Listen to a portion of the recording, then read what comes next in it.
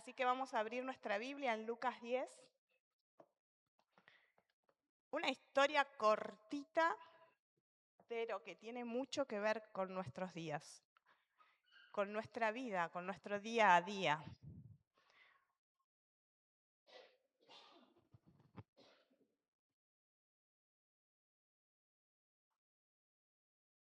Lucas 10, del 38 al 41. El título que yo le puse fue Marta, Marta. Es una historia que conocemos todos. Hay un libro que no es adventista, pero que lo escribe la esposa de un pastor evangélico, que se llama Cómo vivir como María en un mundo de Martas.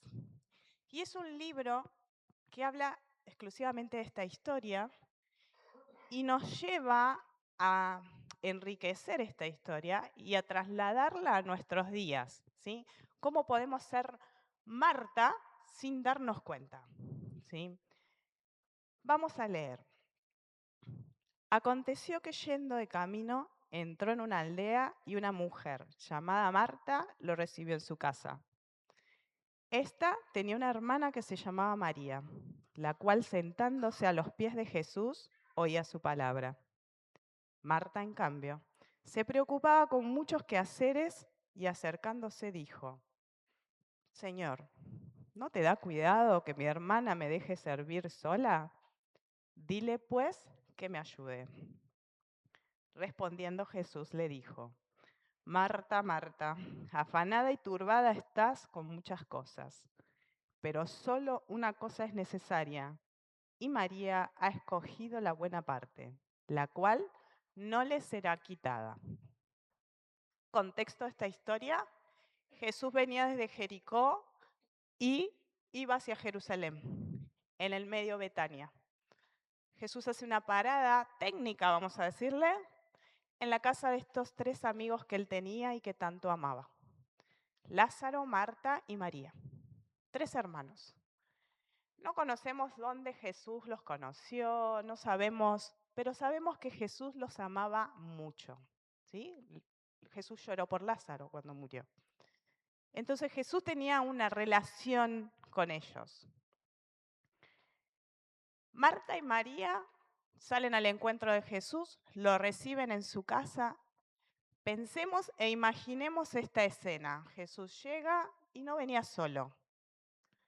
Venía con sus discípulos y con toda la gente que lo iba siguiendo por el camino. O sea, no era solo, bueno, los 12 y alguno que otro. Dice por ahí que puede haber habido más de 60, 70 personas en esa casa, ¿no? Porque aparte la gente se enteraba que Jesús estaba y allá iban. No dudaban en seguir a Jesús. Si ustedes fueran Marta y María, tocan el timbre en su casa, se aparece Jesús con un montón de gente, sin haber enviado un WhatsApp antes, sin haber avisado que iba a pasar por la casa de ustedes, ¿cómo se sentirían? Las mujeres nos agarran un ataque de nervios. Los hombres capaz que, como mi marido, los hace pasar y no hay problema, pero a nosotras seguro que nos agarra un ataque porque seguro que la casa está desordenada, porque no tenemos tantas sillas, porque la comida no alcanza y depende de la época del mes que venga la visita, se hace un poco más complicado. Y no era que, bueno, se quedaban un ratito y se iban, se quedaban, ¿no? Un buen rato. Elena de White dice que Jesús fue a la casa de Marta y María con la intención de descansar, cosa que tampoco hizo, porque Jesús no podía dejar de seguir enseñando y de seguir dando su palabra y seguir brindándose a todos aquellos que estaban cerca. Jesús iba a descansar a la casa de Marta. Y aquí podemos ver a Marta y a María, dos personas totalmente distintas, con dos mujeres, pero con dos actitudes totalmente distintas. María lo vio a Jesús, lo saludó, lo invitó a pasar. ¿Y qué hizo? Agarró un almohadoncito y se sentó a los pies de Jesús. En medio de todos hombres quizás, porque la mayoría que estaban cerca de Jesús eran hombres. Había mujeres también. Elena de White comenta también que María vio en ese momento la oportunidad de aprender directamente de la mano del Señor toda su doctrina y todas sus enseñanzas, de nutrirse de Jesús. Fue un segundo, ella vio la oportunidad, este es mi momento, dijo, ¿no? Y en silencio, para que nadie diga nada, para que nadie se dé cuenta que ella estaba ahí, se sentó a los pies de Jesús, a escuchar atentamente a Jesús. Marta, en cambio, le dio un beso a Jesús, lo saludó, le dijo que estaba muy contenta de verlo ahí, lo hizo pasar y ¿a dónde fue? A la cocina. La visita más importante de su vida estaba ahí, chicos. Y Marta se fue a la cocina. Justificado no, no la vamos a criticar a Marta porque tenía sus razones. Pensemos, tenemos una visita en casa y ¿qué es lo que queremos? Que se sienta bien, que esté cómoda, que cuando se vaya mínimamente diga, me atendieron bien, ¿no? Cada vez que invitamos a alguien a casa, queremos que esa persona, que ese invitado, la pase bien en nuestra casa. Le queremos dar lo mejor y está recontra bien. Porque no estaba haciendo nada malo, Marta. No es que se fue a ver a la amiga, lo dejó solo a Jesús. No, no, no. Estaba trabajando para Jesús. Estaba en la cocina preparando cosas para servir al Señor. Sin embargo, estaba distraída en la cocina. Porque el Señor no estaba en la cocina, estaba en la sala con María. Y acá nos vemos a nosotras mismos, ¿no? Tenemos esos momentos en nuestra vida donde nos sentamos a los pies de Jesús, nos nutrimos de su palabra, de su compañía. Nos encontramos con Él a solas porque necesitamos encontrarnos con Él a solas y tener esa relación con Él. Y en otros momentos nos encontramos como Marta, trabajando para el Señor, charlamos así, 5 minutos, Señor, te cuento rápido y me voy porque tengo que hacer muchas cosas. Y quizás ahí nos vamos perdiendo un poco. Y perdemos esos momentos, esos únicos momentos que tenemos de estar sostenidos, ¿no? María eligió la mejor parte, eligió quedarse al lado de Jesús, a los pies de Jesús. Marta, ocupada, en algún momento entró a la sala y la vio a María sentada ahí, a los pies de Jesús. Yo, Silvia Díaz, con el carácter que me caracteriza, hubiese empezado a los gritos. Hace 12 años más o menos atrás, la otra Silvia hubiese empezado a los gritos. Y a veces sale esa Silvia todavía. Con tanto que hay para hacer, María está sentada ahí sin hacer nada. Pero Marta sabía que si iba directamente a María, no iba a lograr que su hermana hiciera algo. Entonces, ¿a quién fue? A Jesús. Jesús podía convencer a María de que se levantara y que fuera a ayudar a su hermana para aliviar el trabajo. Tenía ese poder de decirle, dale, María, ayuda a tu hermana.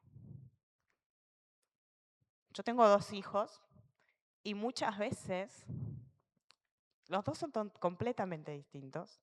Todos los hijos son distintos, pero acá es el agua y el aceite. Entonces a veces yo tengo que ir a mi hija y decirle, dale, Mile,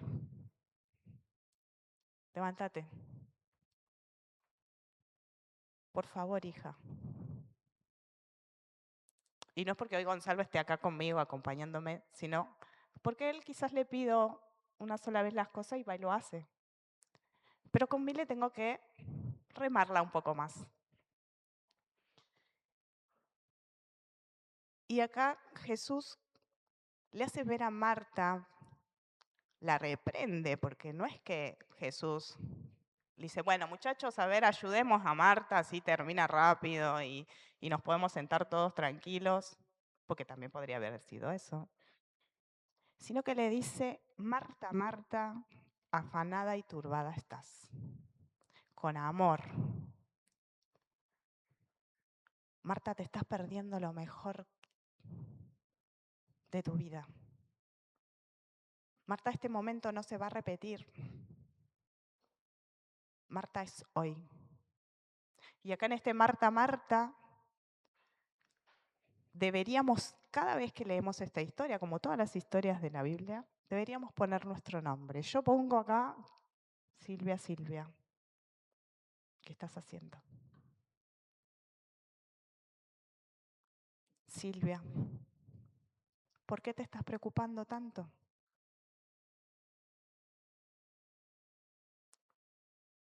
¿Dónde está puesta tu mirada? Hace un rato en la escuela sabática, ¿no? Hablaban de dónde estamos mirando. Cuando nos empezamos a fijar o a mirar al otro, qué es lo que está haciendo, perdemos el foco.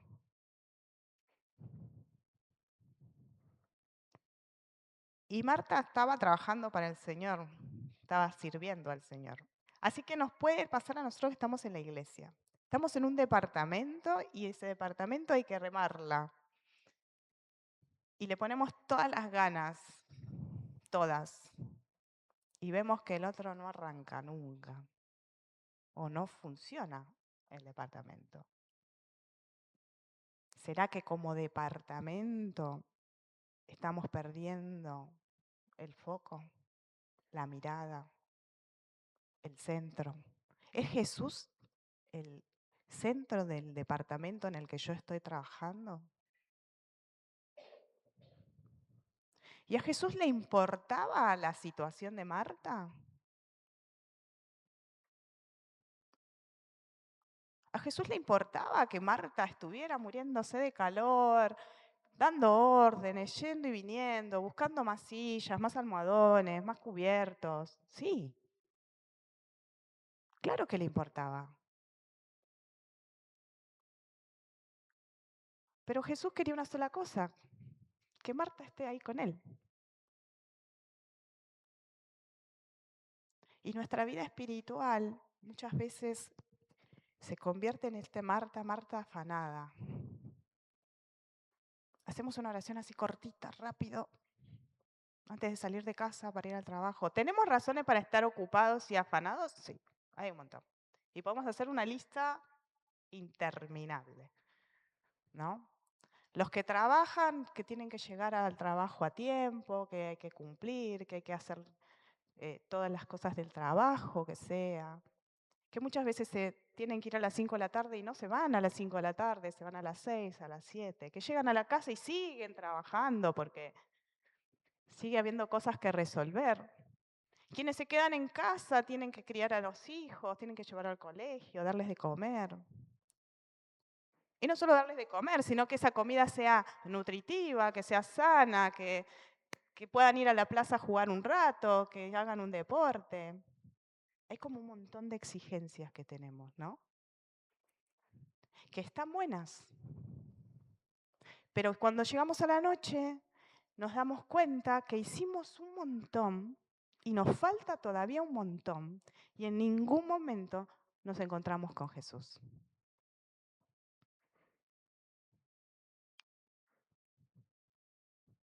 Y acá yo no conozco la vida personal de ninguno, ¿eh? Estoy hablando de mí, en la vida que yo tengo. Pero hoy corremos y corremos detrás de un montón de cosas, preocupándonos. Y nos acordamos de Jesús cuando ya no damos más. Señor, ¿te importa? Porque muchas veces hacemos un montón de cosas y las cosas no salen como nosotros queremos. No funcionan como nosotros queremos. pueden no funcionar por dos razones. Primero, porque perdimos el foco y el centro, que es Jesús. Y segundo, porque quizás lo que estoy haciendo no es lo que Jesús quiere, no es lo que yo necesito. O a veces cuando pedimos, oramos por algo y la voluntad de Dios es otra. Mi mamá falleció va a ser en septiembre, 13 años, 2 semanas antes de que yo me bautice. Cuando mi hija nació, a los 6 meses de mi hija, a mi mamá la operaron, le encontraron cáncer. Y ella empezó su lucha contra la enfermedad. Y para nosotros fue una noticia que nos sacudió mucho, como toda enfermedad que llega a una familia. Y mi oración hacia Dios era que mi mamá se cure. Yo había empezado a ir a la iglesia, mis hijos también. Y entonces todos orábamos por la salud de mi mamá. Mi mamá no se sanó. Yo trabajaba en un hospital en ese momento y tenía varios casos conocidos de personas con el mismo tipo de cáncer de mi mamá y sabía que sufrían mucho, que les atacaba el cerebro, que se ponían agresivos, sufrían mucho. Y entonces, un día, mirando a esta persona que yo conocía y que no era la persona que yo había conocido cuando estaba sana, le dije al Señor, yo no quiero que mi mamá pase por esto. Yo no quiero ver sufrir a mi mamá. Que se haga tu voluntad, Señor, pero yo no la quiero ver sufrir. Mi mamá se durmió. Mi mamá quedó dormida en su cama. Nosotros estuvimos viviendo con ella en 2 oportunidades, un mes cada una de las veces. Ella vivía en Córdoba. Entonces yo me iba, estaba un tiempo con ella, volvía. Mis hermanos se quedaban con ella y nos íbamos turnando. Nosotros estuvimos 20 días, los últimos 20 días que compartimos con ella. Nunca se quejó de nada. Con un cáncer agresivo, con una quimio agresiva. Nunca perdió su sonrisa, sus ganas de vivir. Y con el tiempo, ¿no? Después de pasar el duelo que no termina nunca, pero con mucho tiempo después, y pidiéndole a Dios que me muestre por qué mi mamá, yo vi la respuesta de Dios, ¿no? A lo lejos la pude ver.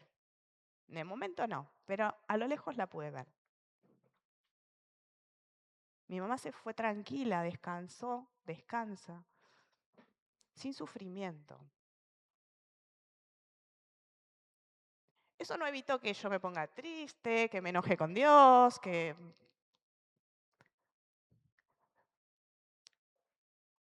Dios muchas veces responde de maneras que mm, no queremos o no esperamos, pero Él sabe que es lo mejor para nosotros.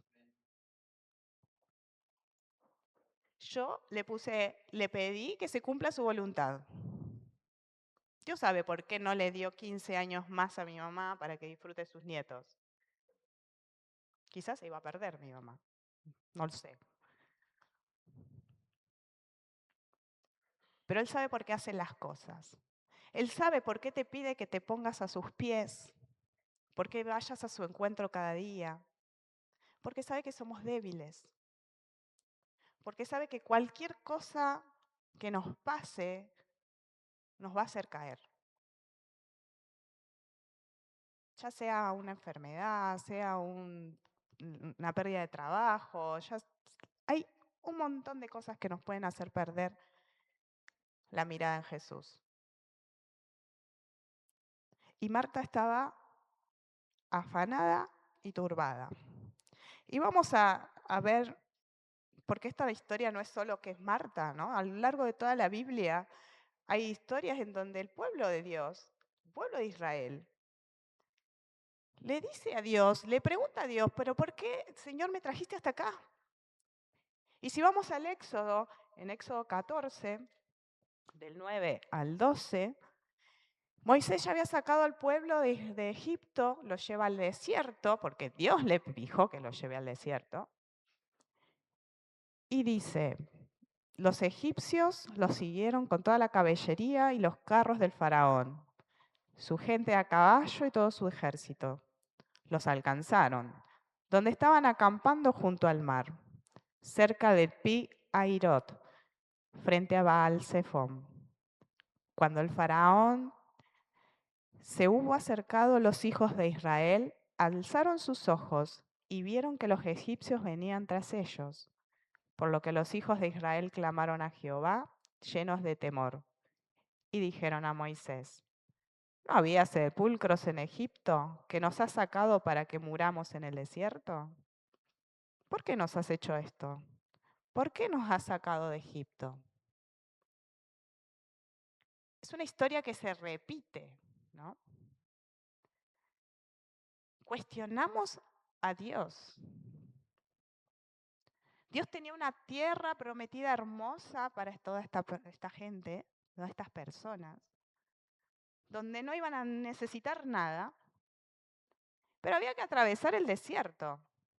Y había que cruzar el desierto y había que escapar del faraón, porque el faraón se dio cuenta que se había quedado sin mano de obra.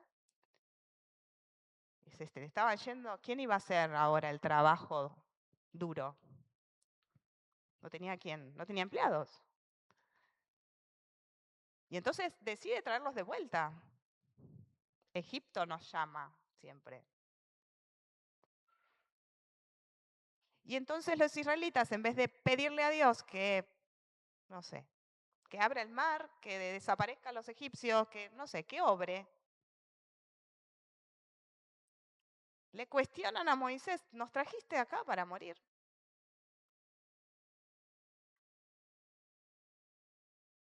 Y en nuestra vida muchas veces hacemos eso.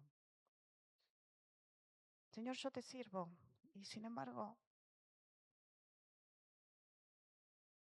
yo cumplo con mi trabajo, pero yo crié a mis hijos con tus valores y sin embargo mis hijos toman decisiones distintas.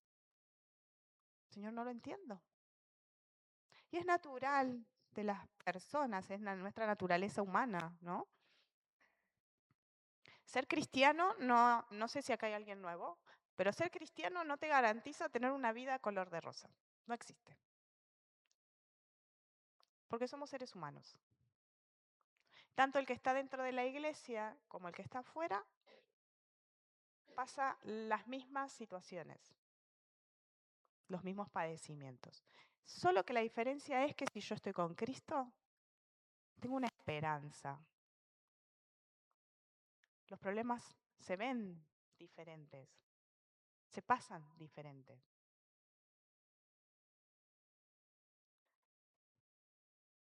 El Señor en toda su palabra no nos deja así solos, ¿no? Y está bueno que lo recordemos siempre. Son promesas que Él nos hace. En Mateo 7:7 nos dice, pedid y se os dará. Buscad y hallaréis. Llamad y se os abrirá. Porque todo aquel que pide recibe, y el que busca halla, y el que llama se le abrirá. Él está ahí. Él no va a entrar a la fuerza. No va a abrir la puerta de tu casa y te va a decir, bueno, acá estoy yo y te voy a ordenar todo. No, no. Estaría bueno, pero yo a veces me lo imagino dándome un tuki, pero el Señor dice, pedime, acá estoy.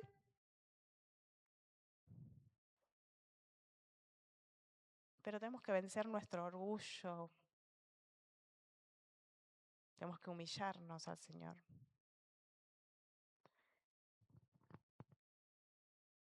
El Señor es ese combustible que necesitamos todos los días para enfrentar este este día a día, esta vida que tenemos en este mundo tan caído y en este mundo tan corrompido, tan corrupto también, en donde hay tanta desigualdad, donde hay tantas cosas malas que no entendemos. Pero encontrarnos con Jesús todos los días es esa carga que necesitamos. Un día más. Pronto se va a terminar, lo sabemos. Pero mientras ese pronto llega, yo debo encontrarme con Jesús en la sala de mi casa, no en la cocina. Lo demás se va a dar por naturaleza, va a salir solito. Pero yo primero tengo que entregarme a Él todos los días. En Filipenses 4:4 dice, regocijaos en el Señor siempre. Otra vez digo, regocijaos. Vuestra gentileza sea conocida de todos los hombres. El Señor está cerca. Por nada estéis angustiados. Si no sean conocidas vuestras peticiones delante de Dios, en toda oración y ruego, con acción de gracias. En nada. ¿Y qué es en nada? En nada. Ni en cómo voy a conseguir para comer, ni en cómo me voy a vestir, ni en cómo me voy a sanar si tengo una enfermedad. En nada. Es difícil, yo lo sé. Es difícil. En cómo vamos a llevar esta iglesia adelante, en cómo va a salir el departamento, de lo que sea que esté trabajando. A veces vemos las cosas oscuras nada más. Y un ejercicio bueno que aprendí es empezar viendo lo positivo, el vaso, la parte linda. Después todo lo que nos falta. Y de eso que nos falta, lo urgente. El resto nos iremos preocupando de un día a día. Hay un pastor evangélico que se llama, ven que lo anoté porque me olvido, yo los nombres me olvido. Él habla de 2 tipos de preocupaciones. Y ahora cuando la encuentro se los digo. Ahí está la preocupación, digamos, sana, entre comillas, y la enfermiza. La sana es aquella que yo necesito, perdí mi trabajo. Mejor vamos a poner, tengo un dolor, a mí me duele mucho la cabeza. ¿Qué hago? Voy al médico. El médico me diagnostica, me da un remedio, lo compro, me lo tomo como lo dice la indicación, chau dolor de cabeza. La enfermiza es aquella que me mantiene todo el tiempo ocupado en ese problema. Yo tengo un dolor de cabeza, no voy al médico. O voy, pero no hago lo que el médico me dice. Y entonces empiezo a pensar, el dolor de cabeza no se me va, seguramente que no es un dolor así nomás, seguramente que tengo algo que debe ser grave. Y empiezo a imaginar un montón de situaciones que quizás con tomar un ibuprofeno se fue el dolor de cabeza y no hay nada. ¿Es importante ir al médico? Sí, es importante ir al médico. Hacernos ver es importante.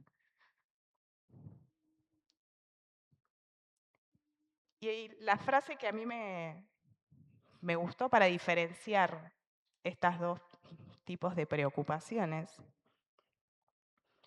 él dice que la preocupación sana nos lleva a Jesús. La enfermiza nos aleja.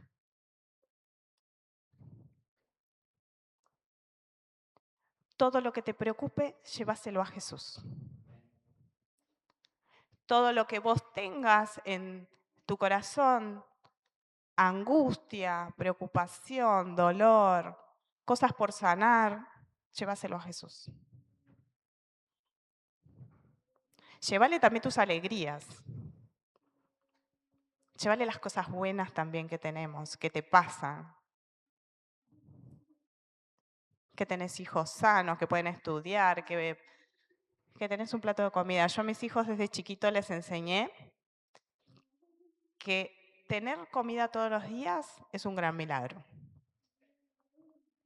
Que tener una casa, sea tuya o no, es un milagro. Tener la ropa, aunque sea la misma ropa que uses todos los días, es un milagro. Esas pequeñas bendiciones que a veces las pasamos por alto. Estamos aquí en un lugar al resguardo de la lluvia, calentitos. Es un milagro. Nos faltan cosas un montón. Pero también tenemos que agradecerle a Dios por esos pequeños milagros. Esos pequeños milagros y bendiciones que Él nos da. Así que Marta, déjate de preocupar. Él dice que no nos preocupemos por nada. De alguna manera va a llegar.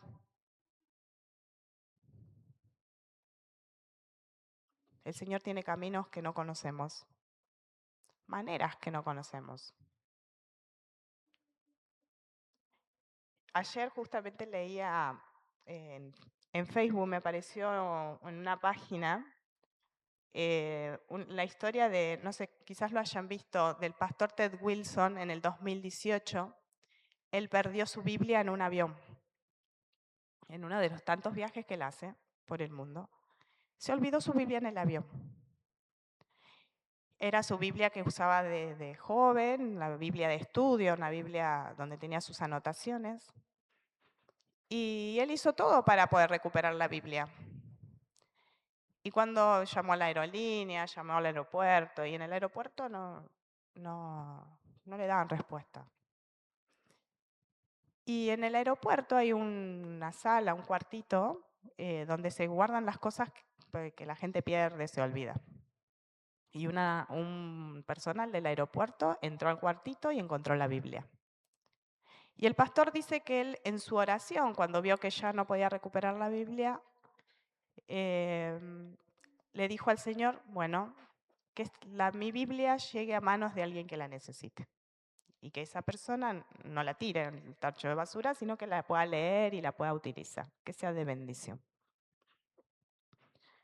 Este joven estaba interesado, había empezado a ir a una iglesia y estaba interesado en conocer la Biblia, encontró la Biblia y entonces en momentos que tenía libre iba hasta el cuartito donde estaba la Biblia, leía las anotaciones y se iba a su casa. Hay una regla en los aeropuertos que las cosas perdidas 2 años tienen que estar en el aeropuerto. Así que si alguien pierde algo en el aeropuerto, ya sabe, tiene 2 años para ir a buscarla. La Biblia estuvo 2 años en el aeropuerto, en ese cuartito, y este joven iba todos los días a leer la Biblia. Hasta que, como vio que nadie la retiraba, se la pudo llevar. Este muchacho empezó a viajar por el mundo, se mudó de país, se convirtió en misionero, y el año pasado decidió que era hora de que esa Biblia vuelva a su dueño. Entonces buscó en Google Ted Wilson, que no tenía ni idea quién era, porque él dice que no tenía ni idea quién era. Y lo encontró, se contactó con el equipo del pastor y en enero de este año se encontraron en Brasil en una conferencia y contaron, ¿no?, a la feligresía y él cuenta que la Biblia, de la manera que llegó, fue de gran bendición. Así que imagínense que si Dios hizo que una Biblia llegara a un muchacho que trabajaba en un aeropuerto, ¿cuánto más puede hacer por nosotros? Si yo tengo la preocupación de que no llegó a fin de mes, que el trabajo está complicado, que nos están dejando sin trabajo, ok, lo llevo a Jesús.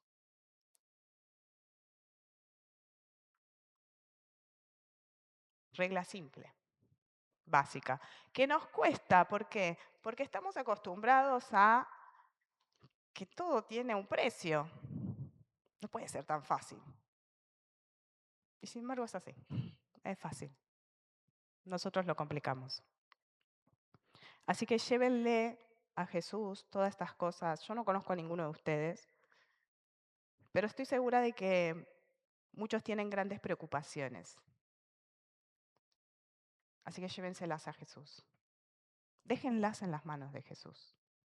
Pídanle sabiduría para que nos guíe, porque en la ansiedad queremos solucionar las cosas solos y ya sabemos cómo le fue a Eva, ¿no? Entonces, llévenle a Jesús todas sus preocupaciones para que el Señor las dirija, para que el Señor las cumpla según su voluntad. No estén ansiosos por nada. Oren por todo. Den gracias por todo. La única manera de poner en la práctica lo primero es orando por todo. No hay nada demasiado grande ni pequeño para no poder llevarlo a los pies de Jesús. En vez de obsesionarme con los problemas, déjenlo a los pies de Jesús. Ponte de rodillas y déjaselo a Él. Deja ser a Dios, Dios. El tamaño de tu preocupación es equivalente a tu relación con Dios. Y la cura y la solución de todo esto está en sentarnos con Jesús en la sala. Mi deseo es que todos los días puedan encontrarse con Jesús y que el día que Él venga estemos todos ahí.